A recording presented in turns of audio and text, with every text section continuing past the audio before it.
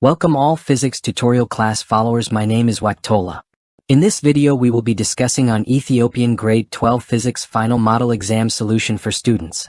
To get all weekly published video by this program, please like, subscribe and share this channel. Question number 11.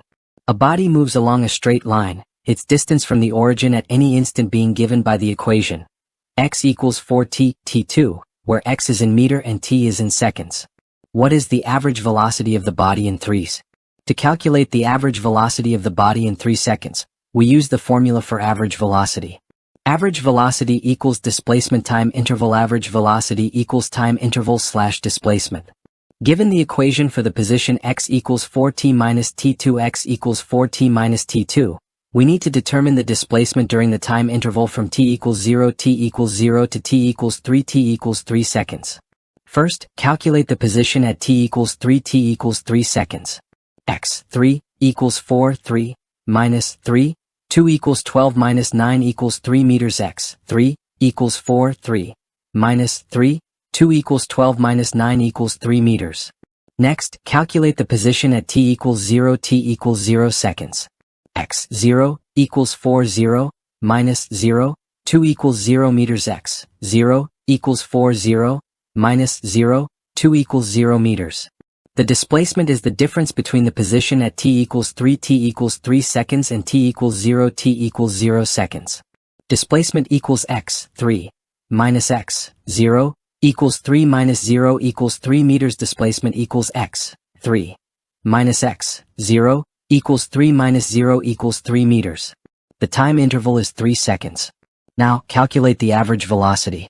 Average velocity equals 3 meters 3 seconds equals 1 m / average velocity equals 3 seconds 3 meters equals 1 m / s.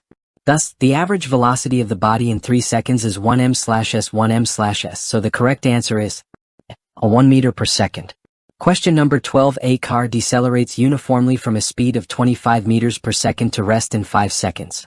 What is the distance traveled by the car during this time? 50 meters B. 62.5 meters C. 75 meters D. 100 meters.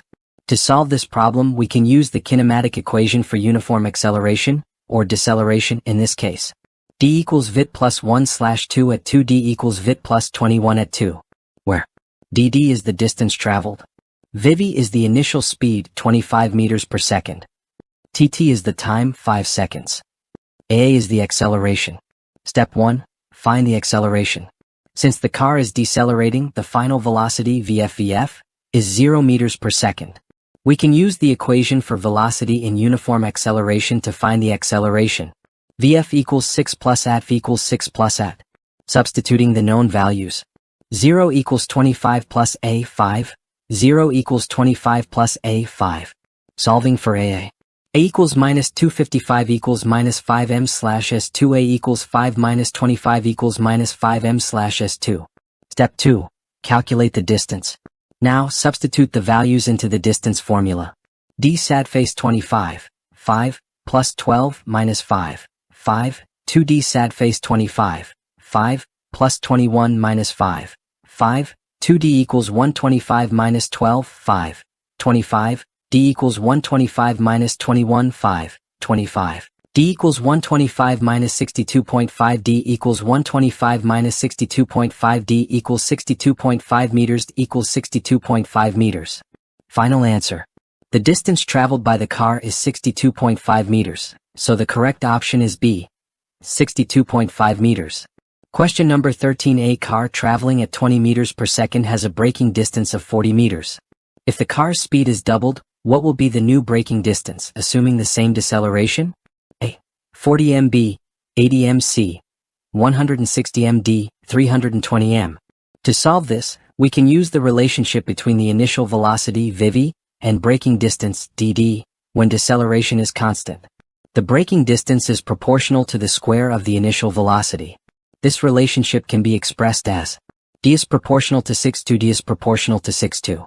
Step 1. Set up the equation.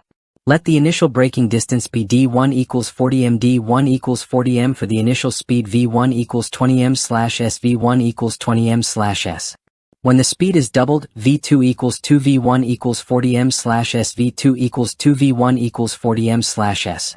The new braking distance d2 will be proportional to the square of the new velocity. So we can write d2 d1 sat face v2 v1, 2d1 d2 sat face v1 v2, 2. Step 2. Substitute the values. d2 40 sat face 40 20, 240 d2 sat face 20 40, 2d2 40 equals 22 equals 440 d2 equals 22 equals 4. So, d2 equals 4 times 40 equals 160 m, d2 equals 4 times 40 equals 160 m. Final answer. The new braking distance is 160 meters, so the correct option is C. 160 m. Question number 14. A driver driving a car at 20 meters per second sees a donkey 110 m ahead and applies the brake. If the reaction time of the driver is 3s and the car's deceleration is 5 meters per square second, will the car stop before hitting the donkey? Hint: consider reaction distance and braking distance. Yes, the car will stop 10 meters before hitting the donkey. B. Yes, the car will stop 5 meters before hitting the donkey. C. No, the car will stop 5 meters after hitting the donkey. D. No, the car will stop 10 meters after hitting the donkey.